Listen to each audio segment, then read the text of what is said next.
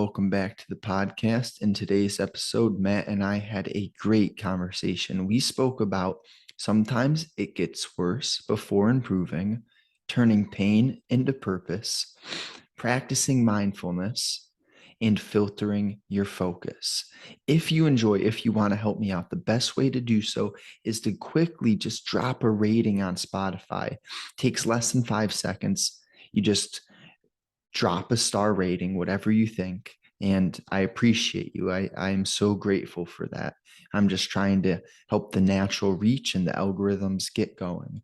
So if you're new, I have 3 styles of episodes. Today is a conversation with a like-minded individual, an interview type of style, but not really an interview, more so a conversation. Then I do solo rants where essentially I am expressing my inner dialogue, reminding myself of what I need to hear, and hoping that it might be what you needed to hear too. And then third, once I get some questions, you can email these questions into askjustin@myyahoo.com. And once I get questions, topics, I'll start addressing those as long as they're good, high quality, in threads and tweets and videos and podcasts. So all I ask, drop me that rating and let's go. Enjoy the conversation. What pushed you down the path that you're currently on?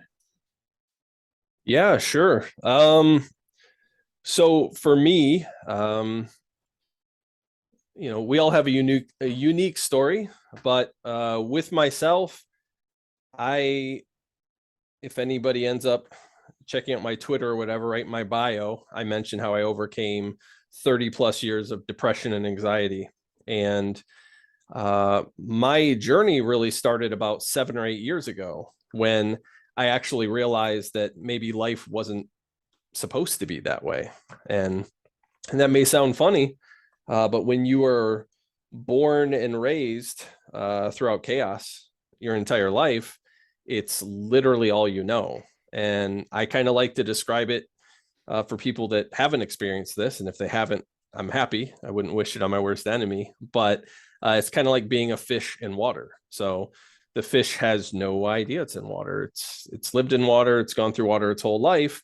And that's kind of how my life adventure was for 30 plus years, with anxiety and depression, self-hate, a lot of other fun descriptors I could give. So yeah, from kind of from the womb up until my mid 30s, I was just very, very depressed, had a very dark view on life in the world. And I had to be so miserable, and I had to hit several pretty rough rock bottoms to actually shake me loose enough to maybe question that there might have been another way. So there were a ton of little things that kind of kicked in over the years. But what would I say? My adventure basically started with realizing that, oh, wait, life doesn't have to be 100% completely miserable. Again, that was my status quo. And the piece about the fish being in water and that's all it knows, that's interesting. I like the quote, if you judge a fish's ability to climb a tree, it'll think it's a loser its whole life. Sure. And it's about creating an environment for individuals to think, to have the freedom to experience. Well, you didn't have that freedom. You were stuck in chaos for a extended period of time. Mm-hmm. And when we don't know anything but that, we get so close-minded and we put up all these walls to protect ourselves, but at the same time that they may be protecting us, they're limiting us from any potential to improve. And what was it like when you began to break through that chaos, when some order began to come into your life? What was that like? Sure. It was scary. It was very, very painful. So, um,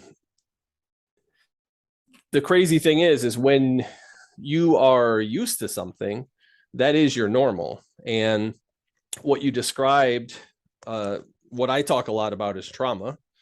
And when you say that you, um, you put up these walls to protect you, I call that trauma.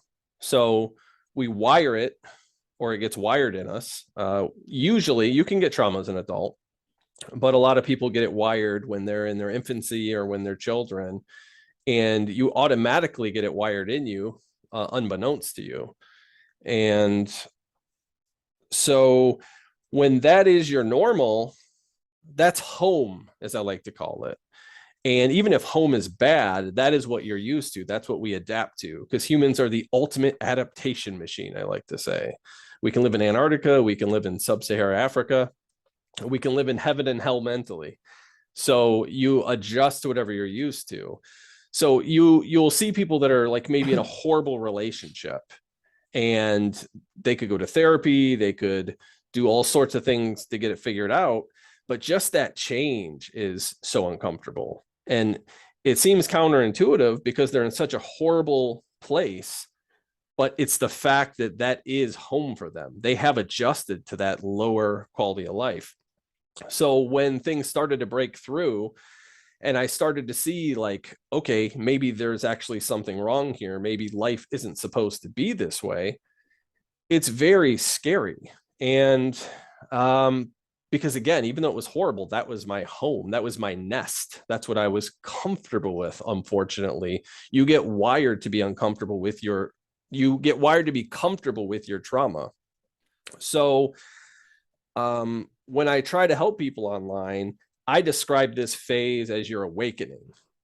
And so you go, and this isn't everybody, of course, but from my story, you're so used to being a fish in water, you don't even know that you are in a horrible mental situation.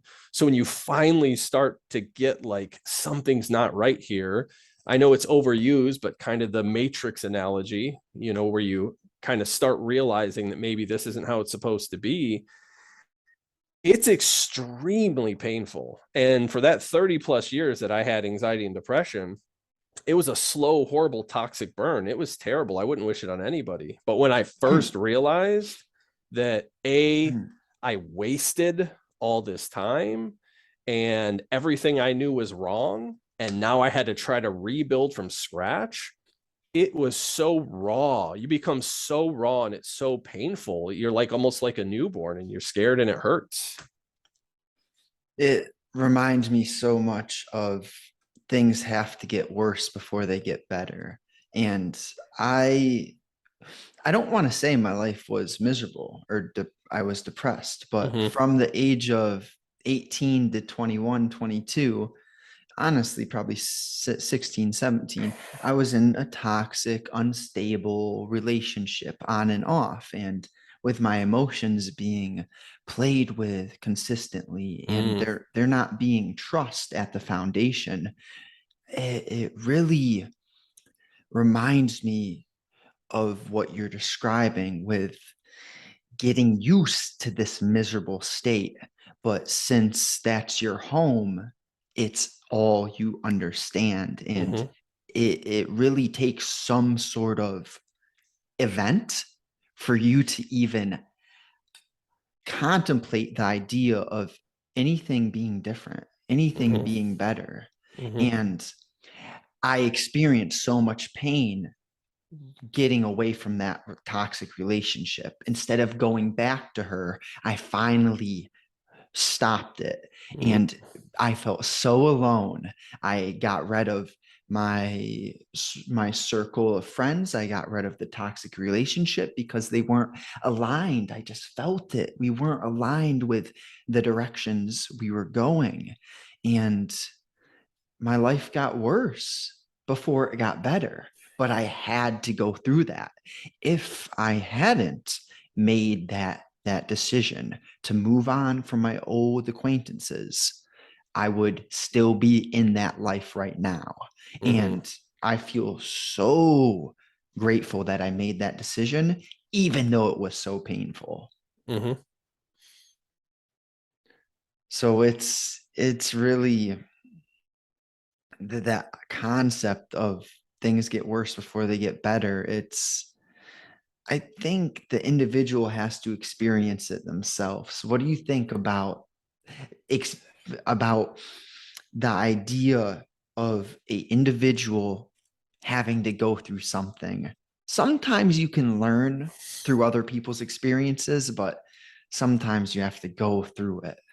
This is a reality I don't like.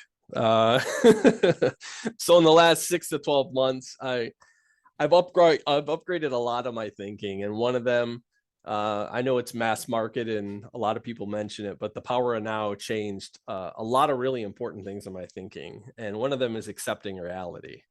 And there's nothing more powerful than understanding and accepting reality. But this is one concept that I'm an imperfect human, and we're all on a journey to continue to get better. This is one reality that I still mentally fight against a little bit. And I know that I'm causing myself, uh, dissonance. I still want to help people when they're not ready. It's a big part. And um, I do help a lot of people online, and it's very rewarding.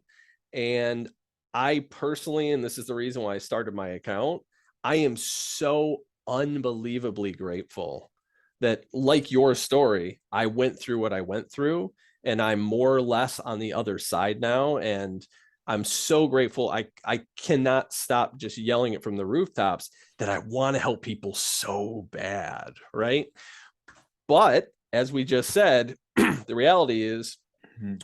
almost all the time, people are going to have to learn the lesson themselves. And unfortunately, that usually comes from hitting some kind of rock bottom. It could look different for everybody. There's a tons of different levels or impacts there, and you can't really compare them. But in someone's own view, you usually have to hit a rock bottom, and then sometimes that's not enough. And that's the frustrating part, because I've had plenty of family, friends, and even now new friends online, and where I see them stumbling, and it's almost like an infant. You want to like grab them and catch them, and it's still a reality I struggle with. So sorry to be long-winded, but yes, people do have to hit rock bottoms and learn things themselves most of the time, not all the time, I think. But man, it's one where I'm resisting reality a little bit still, because I want to help people so bad. It's a lesson I need to continue to learn. I have been pondering about upon that question for a while because, well, when you heal yourself and you see your prior self in other people, and the idea occurs, well, maybe I could save them some pain. Maybe they don't have to go through what I went through. Mm-hmm. Some people will come to that point sooner than later and get sick of even an average lifestyle, while others, you can't force the horse to drink. You can bring him to the river, can't force him.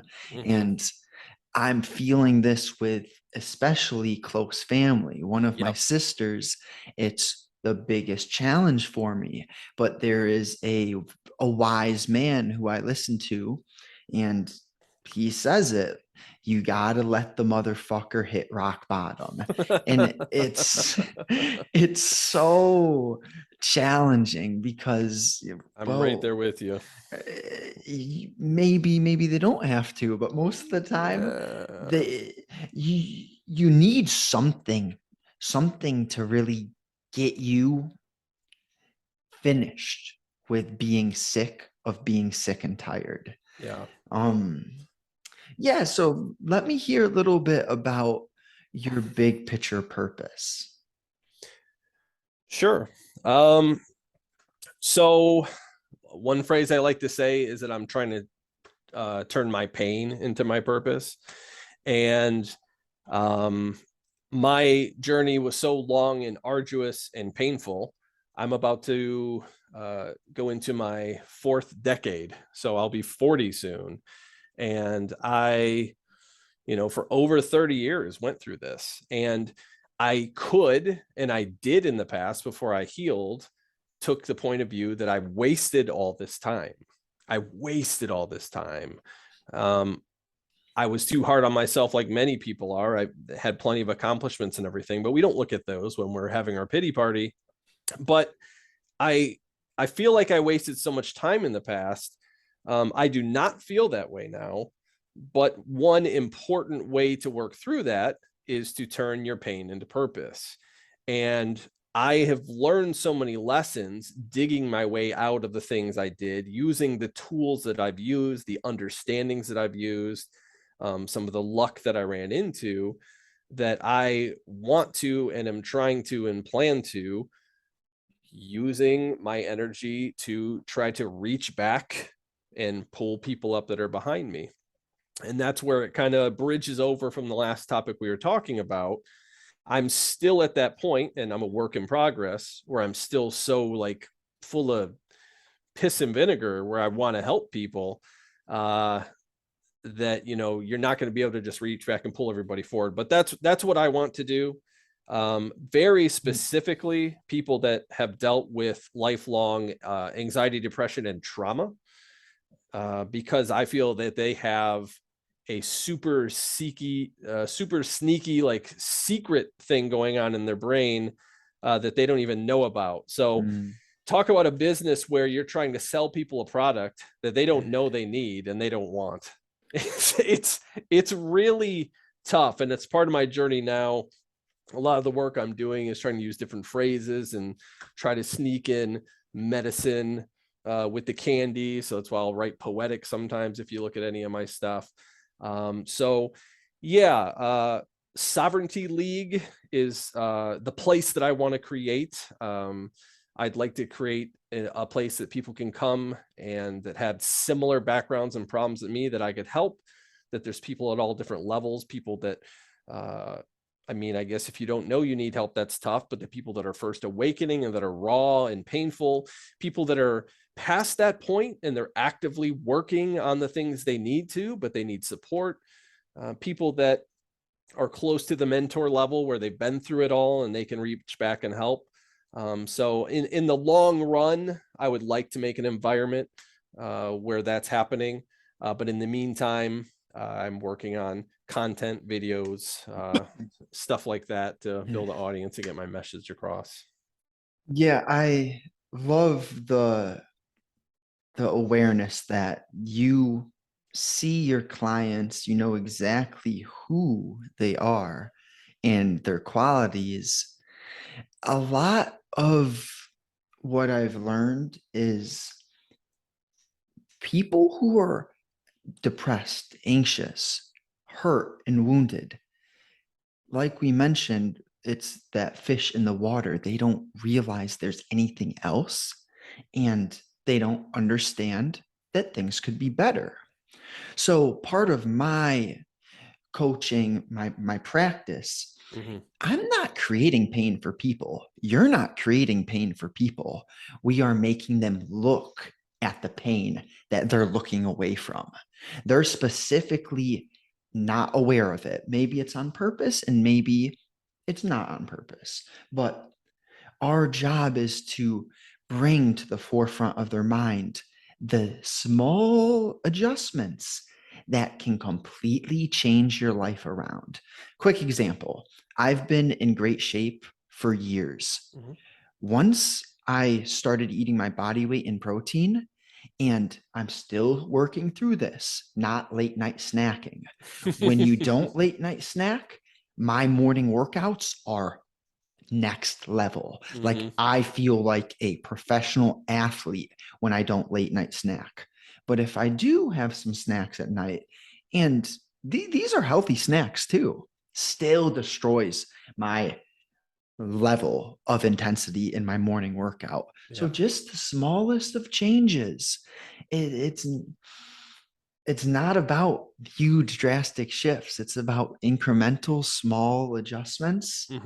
And it's mind blowing how much better we can get. Yeah, I agree. I share the same woes. If I snack late, I'm tore up the next day. So I feel you there.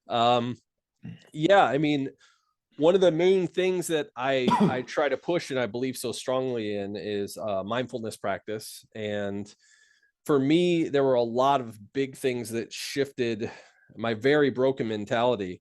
But constant mindfulness meditation practice was, I don't want to say by far, but it really was one of the top ones. And it's just like you say, just a little tiny itty bitty steps every single day. They add up and they compound. And when I work with people, one filter that I've been using recently, because at first I was just trying to help anybody and everybody, and I'm still struggling with that, but I realize when somebody comes to me and they are so anxious and they are so desperate to get better that they're not willing to commit to 3 minutes of meditation a day, every day, I know that they're unfortunately not at that point that we were talking about where they've hit the rock bottom or they're actually ready to do something. So yeah, the small things add up over time. For me, it was mindfulness meditation. You know, whether somebody needs the studies or not, it's overwhelmingly proven to rewire and change your brain. It's why it's very appealing to me. But yeah, I'm not sure where I was going with that, but I was just kind of echoing your sentiment. Well, I will take it into this area of when you become more mindful, it's not just a psychological solution. This is practical too. Something that bothers me is when people who are in our space act as if money is bad, or that clearly being a high level individual is bad. I am so against being humble. I don't think you should be cocky either. But there's this mix of being aware of the example of how you want to show up for other people.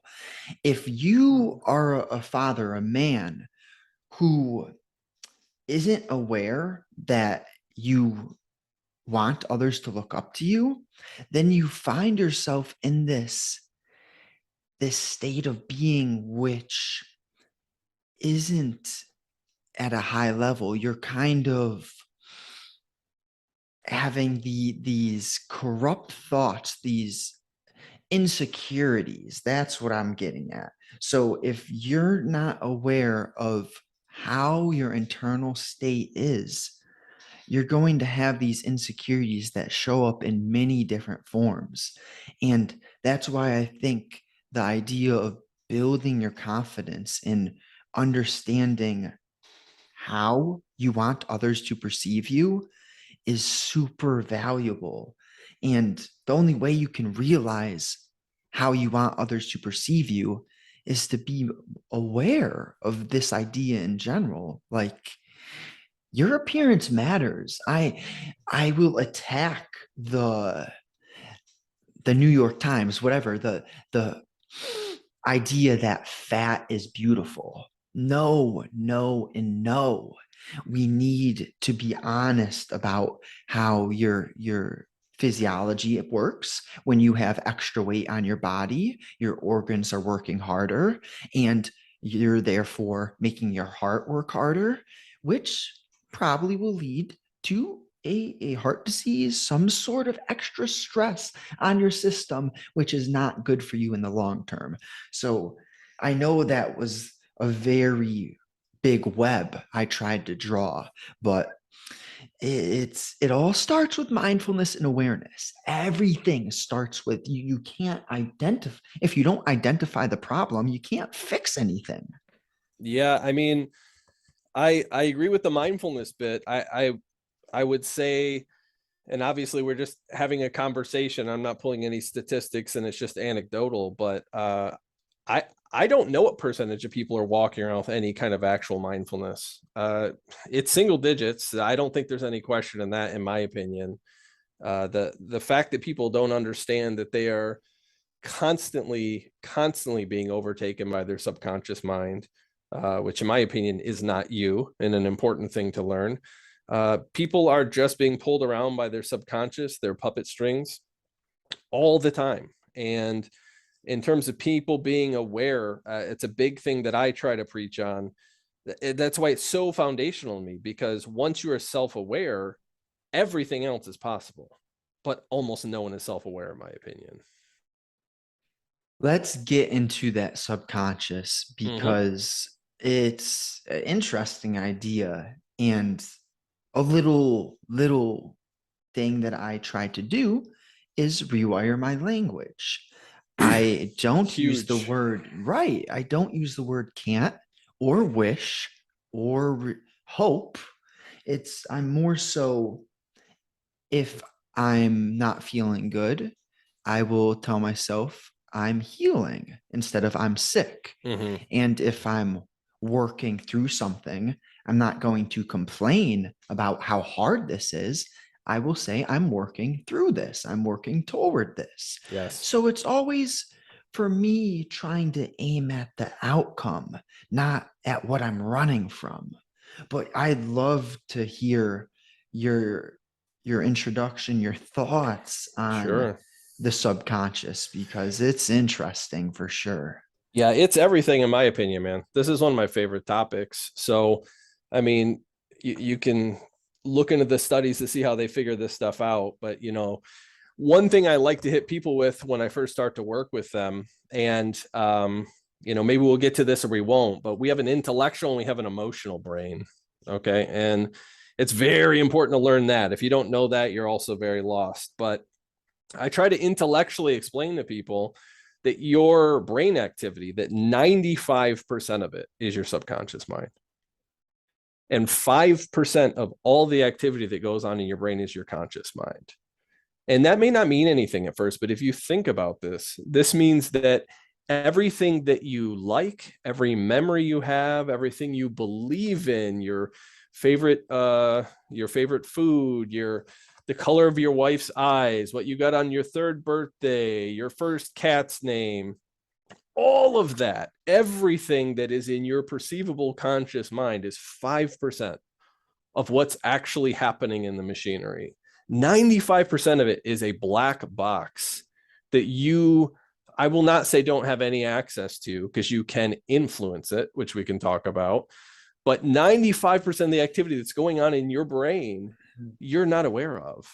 If you think about this, it's an outstanding thing to contemplate. So what you said is so important, and I'm always working to get better at it. But your subconscious mind is always listening to you. It's always listening to you. It never forgets, and it knows what the truth is.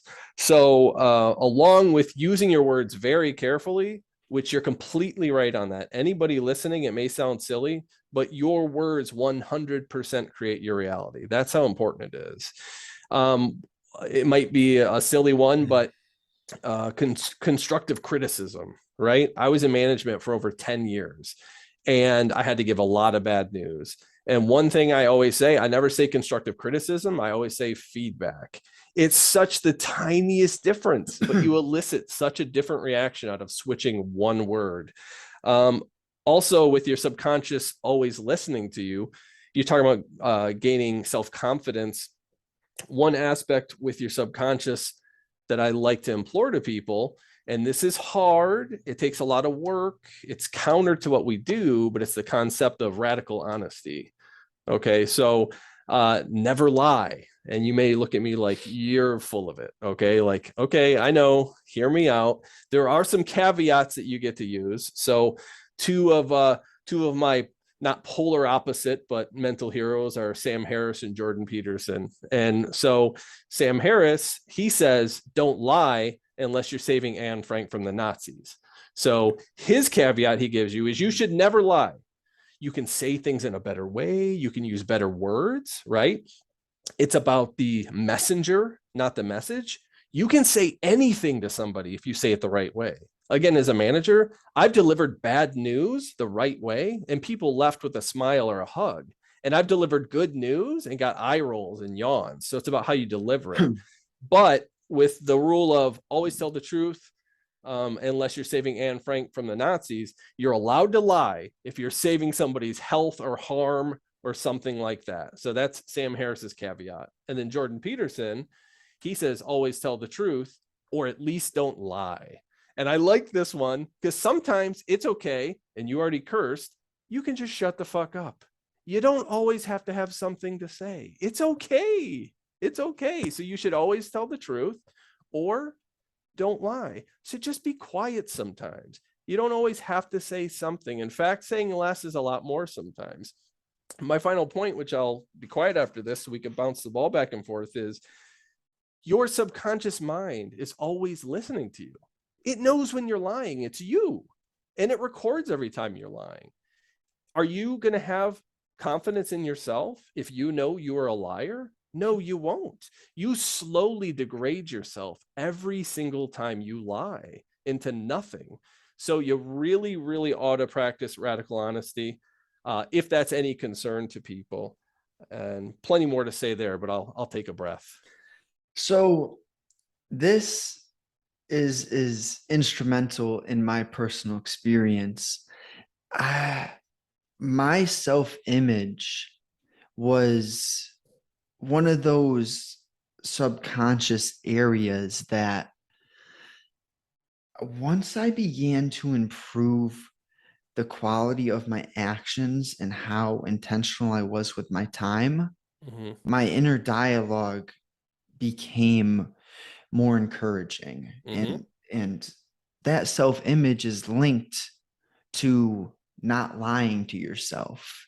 If the individual is brutally honest with themselves, not hard on yourself, but real honest, and that's the point where you recognize, I did that wrong.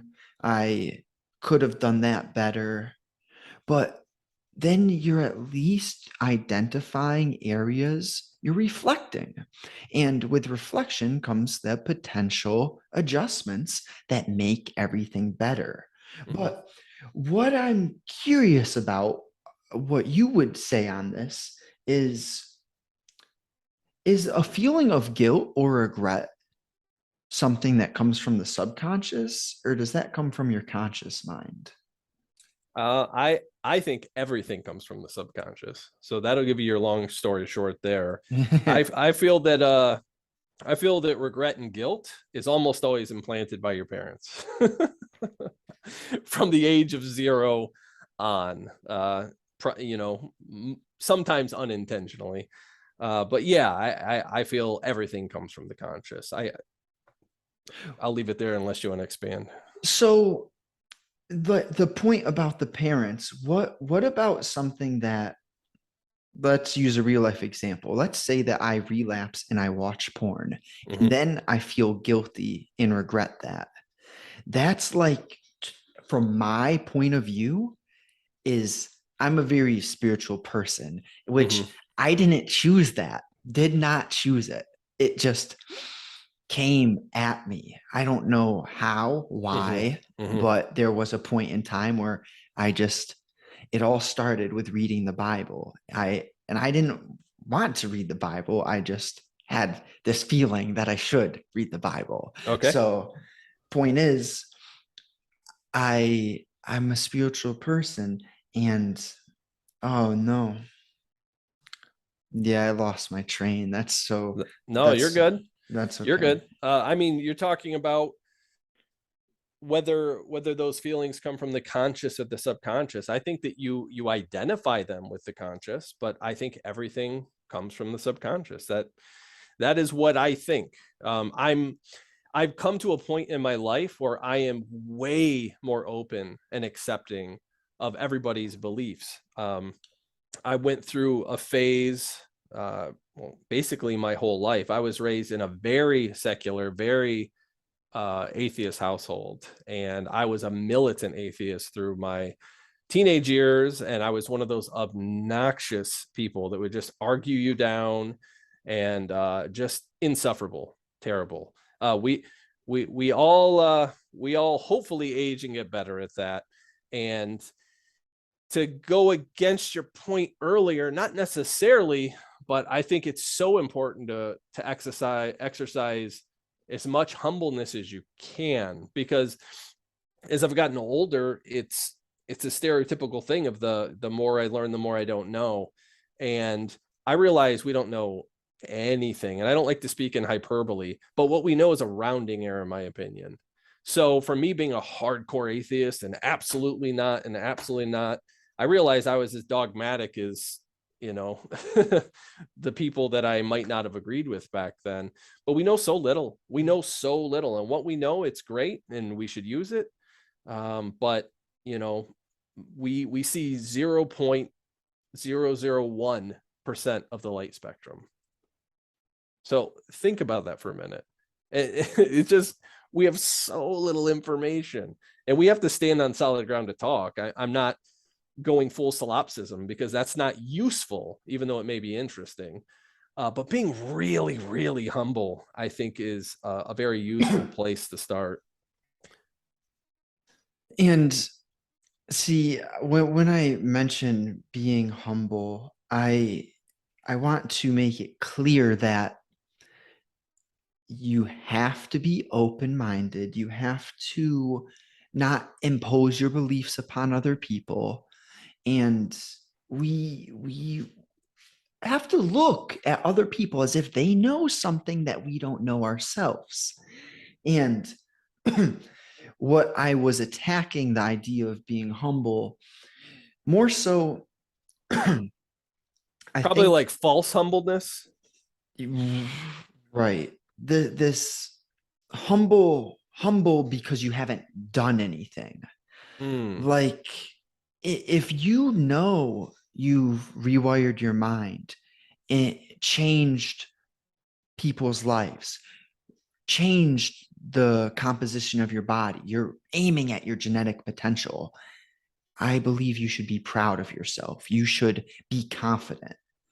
I don't want to make it seem as if we can act like you were describing yourself as dogmatic and very my way is the only way.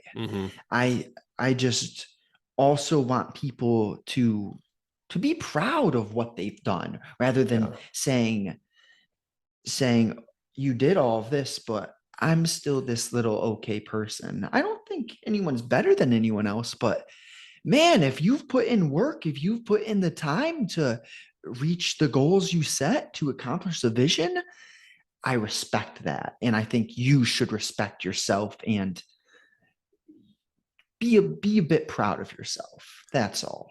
Yeah, no, I agree with that. I just think that that's not how it manifests for most people. So right, what you're saying is an ideal. What you're saying is an optimal outcome there. I think that when people do figure things out, when people do conquer things, it was right for them and they've done amazing. So I agree, in your own self, you should shine brightly and be very proud, but being open to other ways and other people, because the same thing is not going to work for the same person on a different day in a different way. And there are some things that I think are more universal, but just to go a little slower and realize that what worked for you and what you accomplish isn't going to work for other people. I think a lot of people get that mixed up when they accomplish something. They think it's more universal and it's their way or the highway. But no, I agree with what you were saying. And that is a tough point, because there are some things that I've began to do that I think they are universal. But then there's other things that I've done that I definitely accept. Each personality, we all have different traits. So let's throw out one of those examples.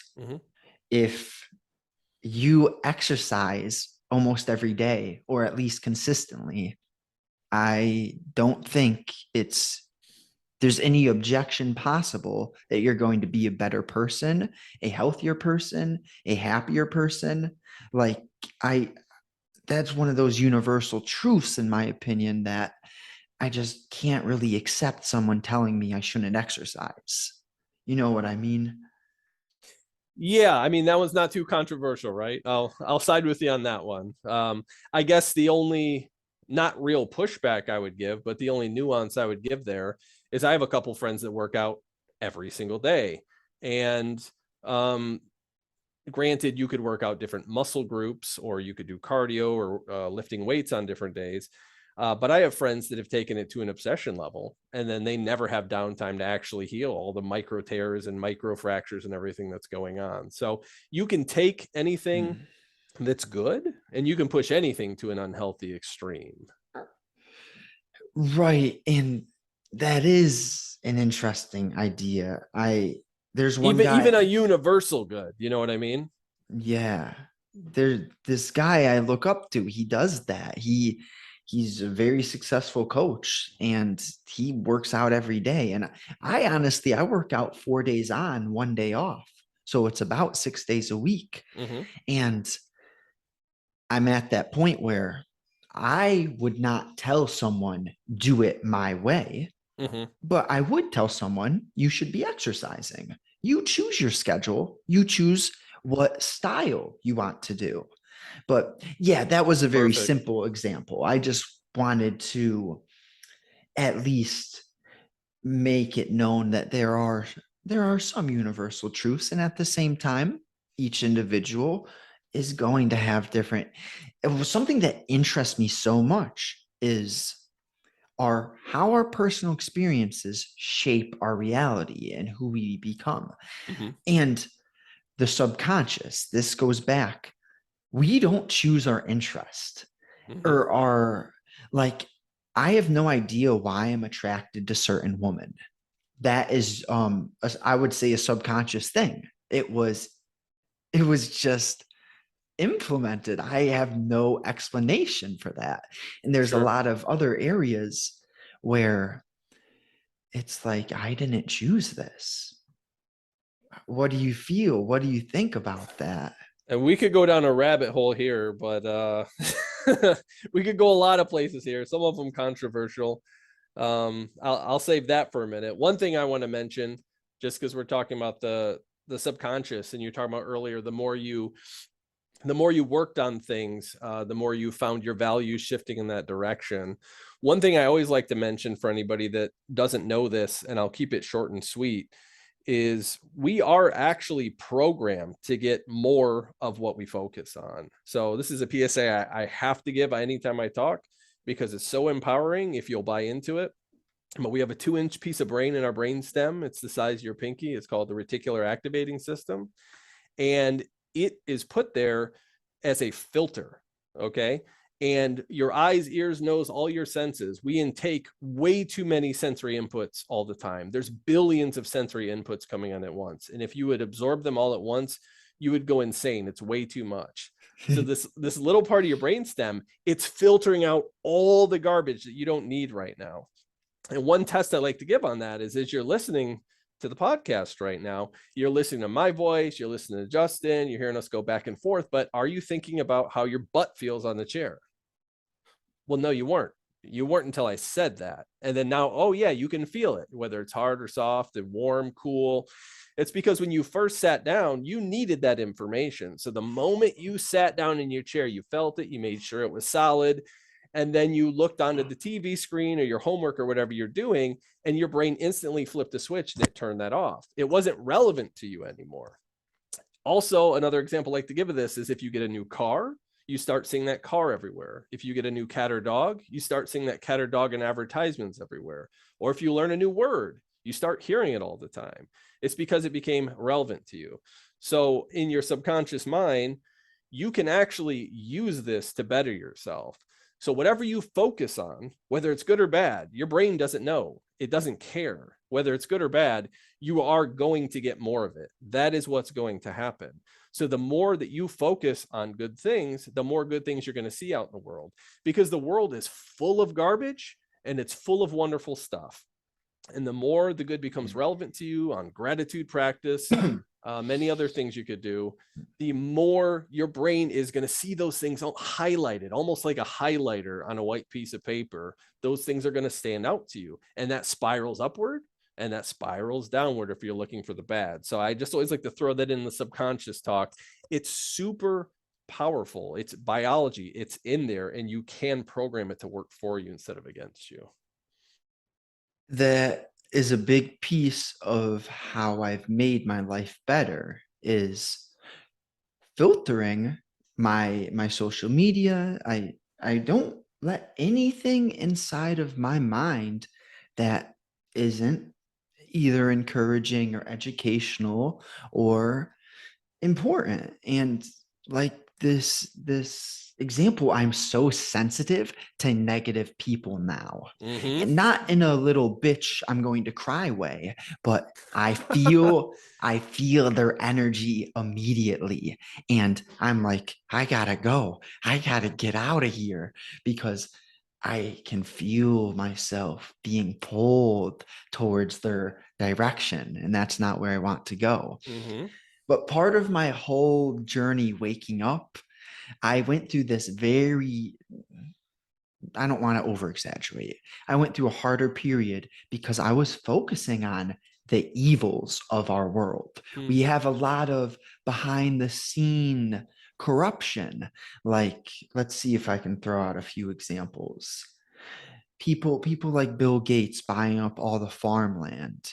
Um, our news, our mainstream only focusing on fearful ideas, and and and preaching this this scarcity mindset, like influencing our whole population, our whole world, to be scared to go outside, to be scared to come across other human beings, to be scared to show their smile and communicate through facial expressions and body language. Like what the government, what the New World Order did is unhealthy. It was like this attack on the psychological well-being of the human population. But I had to go through that stage of becoming aware of the evils. And now I'm in this area. I've transitioned into being very specific about everything that I consume. And I've only consumed positive information for the past couple months. And my whole outlook feels so powerfully positive. Like, I feel the good everywhere now. Mm-hmm. And it was rough going through that awakening of, yeah, there's a lot of evil in this world, but now I'm coming out the other end. Just, I am being plastered. I am seeing so much good on Twitter and everywhere else. I'm connecting with all these humans who have this vision to help others and become fulfilled through that. Mm-hmm. It's very inspiring. It's very powerful. Yeah. And I think, as you said, and I am changing more and more as time goes on and becoming more open, but you've said that you have a spiritual leaning and a spiritual background. And if you do, that's great. This stuff will work even better for you. But even if you don't, I just explained to you on a biological level why that's happening. And to just know that if you cut the cancer out of your day and you just constantly take in positive things, practice gratitude, be around the right people, your world will completely change. There's no ifs, ands, or buts about it. And yes, throw in some exercise, no question. I'm going to the gym after we talk. I also want to second anybody listening, definitely follow Justin's advice. I did the exact same thing. I was deep into the news last election cycle. It had to do with not having as much meaning and purpose. I'll tell you that. And I think a lot of people are missing that and they substitute it. But I cut all news. And when I say all news out, I mean all news a little under a year ago, similar to what you were saying. There's been no better upgrade to my mental health since then. And a lot of the things you were saying, yep, we could go down rabbit holes and talk about those. And maybe someday if we have bigger platforms and more influence, we can make a bigger impact on something. Mhm. But what's something happening overseas? What am I going to do right here in my seat? What can I actually do about that right now? Or can I make myself as good as I can, raise my family up, and so on and so forth? That's the way. So Mhm. yeah, I agree with what you're saying on the cut out the news, folks.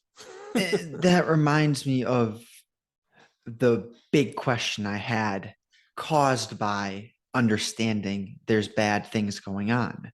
Well, what can I actually do about it? Well, the conclusion is found. It's what I'm doing right now. Mm-hmm. Having conversations with individuals aiming to share valuable, practical, and educational guidance that will further your life and help the past me. If I had heard and learned what I know now at a younger age, sure, that would have been fantastic. Mm-hmm. So, my hope is through sharing positive messages, through improving our own skills, our ability to write, to listen, to be creative and grasp from the subconscious, to see with the spiritual side, I feel like what I'm doing is so aligned with my spirit, my soul.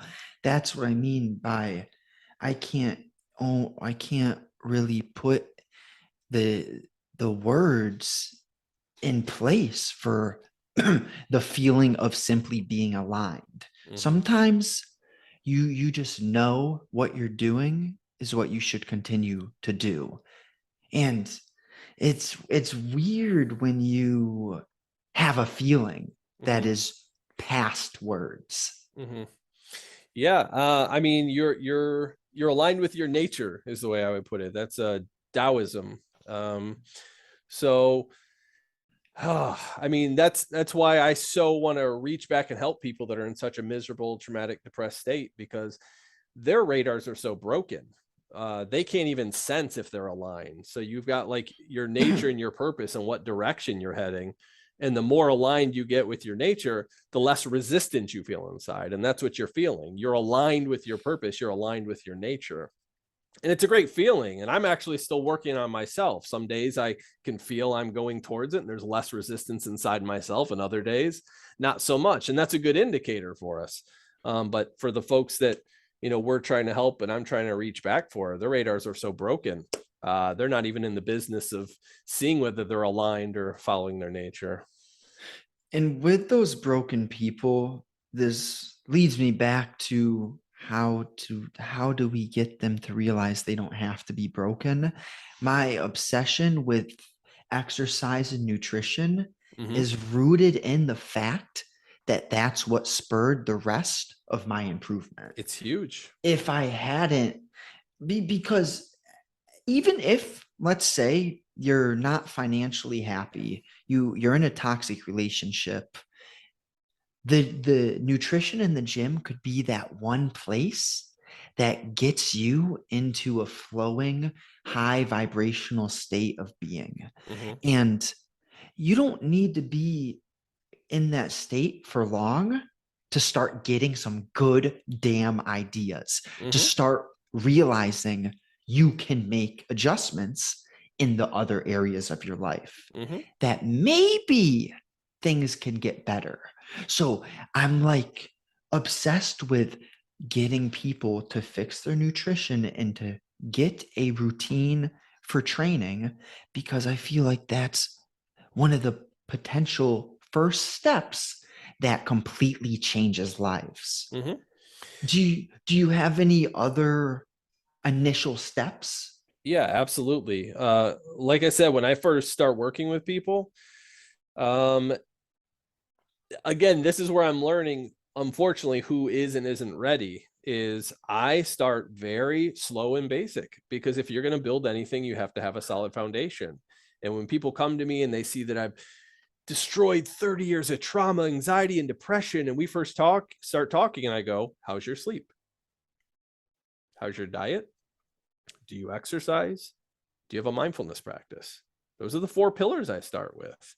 And they look at me like, come on, what are you talking about? I want the magic. I want the secret sauce.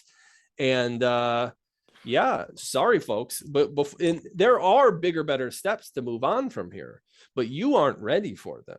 Mm-hmm. You can't handle those next steps until you pour some nice concrete and make this solid foundation that we can actually build on. And I'd like to echo what you said.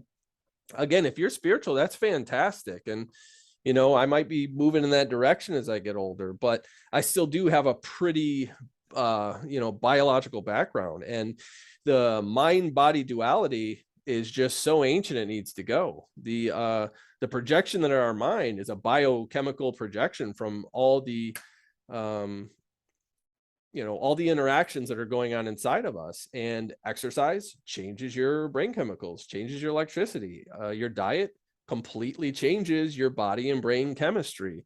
So when people look at you and they have anxiety and depression, and you start talking about exercise and diet, and they sigh, and I get it, it's been tough, but look, guys, this is, and if people believe it's more, that's fine too. But at a foundational level, this is a neurochemical, this is a biological situation. That's what your depression is. So yeah. And this is where I feel I have extra value, is some people fall to a extreme. If you're spiritual, they lack the practical. I'm trying to create myself into a hybrid of someone who understands our biology, our physiology, but who also is in touch with the the cosmos and the spiritual aspect of life. And I think when you combine certain characteristics or skills, you can really become something special. And something I mentioned to any potential clients is, hey, this is not a magic pill. This is the solution to get you from where you are right now to where you want to be. So what would that life be worth to you? And, usually the answer is priceless. Therefore, my high ticket program is worth your money if the life that you're dreaming of is priceless. But I'm never, ever going to take on a client who isn't, number one, willing to make changes, number two, willing to get uncomfortable. That's funny, I flipped you off. And then number three, willing to be coachable and be open. So those are my 3 non-negotiables, along with them accepting not a magic pill, buddy, not a magic pill. And that leads me, I took a note, there's no part of our brain responsible for consciousness. Our brain and our mind are 2 different things. The brain's this high-powered machine, which is a problem-solving beast. But then we have the subconscious mind in our inner dialogue, in our thoughts, and our awareness of the thoughts. Like, this is all very deep and interesting. I have no idea what creates consciousness. What do you think about that? Yeah, sure. Yeah, just what's consciousness? No problem. No, I am very open. I just want to say that to you and your listeners. I used to not be. I am more open with it. I do believe that consciousness and all of its majesty is a mystery, and I don't know if or when we will solve it. But I do feel that it does come out of the biological brain. That is what I believe now. And there's a lot that can't be explained. So that's where I am not dogmatic, and I'm just open to great conversations going forward. But we can alter consciousness by altering the brain, So whether it's dreams or whether it's traumatic brain injuries, strokes, it's shown that when you alter or damage parts of the brain, you can alter and damage consciousness. So I do feel consciousness is amazing, special. There is some sort of mystical, spiritual quality, it feels like. But at the same time, I'm still coming from my roots on my journey. And I feel like consciousness is the exhaust of the car. And I feel that the brain is the car. I feel it's the Mm. emergent property of everything that is going on in that super amazing machine that you said. And I feel it's the exhaust. So that's how I see it. And I'm still on my journey, but that's where I'm at. Yeah, I like that analogy. I have no damn idea I don't either, what dude. right, and no one does. And just the ability to think about it, it's interesting, but this just a spontaneous thought came into my mind, Mm-hmm. like how, the idea of the psilocybin mushrooms. Mm-hmm. Have you ever tried psilocybin mushrooms? And I haven't had some visual experiences, but it alters my state of mind Mm-hmm. to the best way that I can describe it is I am hyper alert. Mm. I feel so in tune with my body and my mind, like more than when I'm in a sober state of being. Mm-hmm. Have you ever tried the psilocybin mushrooms? I have had a psychedelic experience. It was not on psilocybin. And as you know, and anybody listening that has dealt with plant medicine, it's kind of hard to describe. We can give our sloppy little terrestrial version of trying to do so. I like to tell people I died 100 times in 4 hours. And then they look at me if they haven't done that and they're like, are you crazy? And I'm like, yeah, I'm sorry. That's one of the best ways I can describe it. That place was more real than this one. I say that too. But that kind of goes to what I was talking about is we can alter, we can directly alter the chemistry or the electricity in the machine, and then the output changes. So that's where I get to the car and the exhaust. But yeah, it's fascinating stuff, which I'm sure we could go on about that. So altering the state of our being, I like to think of us as a battery because okay, if we're going to charge ourselves with negative and fearful anxiety information, Mm-hmm. that's the charge we will hold. For sure. But on the other hand, you consume information that is encouraging and educational and going to further you, that stays with you. And it's it's this realization, the sooner that you get strict with the regulation of your consumption, Mm-hmm. the sooner that you're going to start realizing the potential within, the adjustments that could completely change your everyday experience. Mm-hmm. I think this is a great place to wind up. And do you have any ending points that you want to leave off with? If not, you could give the audience an idea of where we should send them for any more of your information. I appreciate it. I guess the only thing that I would end with, which is another thing besides the biology lesson on the reticular activating system, which you can, as Justin said, if you consume the right stuff, be around the right peers, you can alter your life.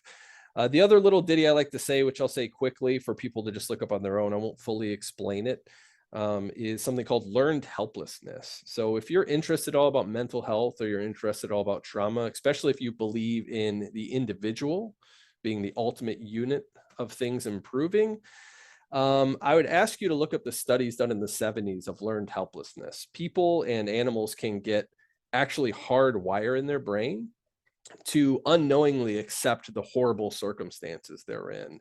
So one thing with me, I'm in a balance too. I'm not total individualist. I'm not total, what do we want to say? Like cooperative. Like I'm not a one world government person, and I'm not everybody just fend for themselves. Because when you tell people to pick themselves up by their bootstraps, actually biochemically, sometimes they can't. And I think if people knew about these experiments, that people actually can get rewired to 100% accept the state that they're in. Anything that can be wired can be rewired. But just to have more compassion for people that have gone through trauma, anxiety, depression, the things that Justin mentioned, the thing I mentioned, they are steps to head in the right direction. But some people are so lost in the sauce. They're so poorly wired. They're so deep in it. They're just not able to see it or do it themselves. That is my opinion, especially on that research again in the 70s for learned helplessness. If anybody's interested in that, please look that up. It'll change the way that you view people that are having these mental health struggles. Thank you. Like, I thoroughly enjoyed connecting, having these conversations. It's one of those activities that charges me. Every time I leave after having the podcast, I'm like, so aligned. This is great. And, you know, when we're putting out messages, it's easy for other people to think that we're confident and happy and in a great state all the time. That's not the case. But the truth is, I'm just grateful for this opportunity to be aligned with a meaningful vision and potentially to share value with you guys. So thank you so much, Matt. I had a blast. I'm wishing you a great day, my man. All right. Thank you very much, Justin.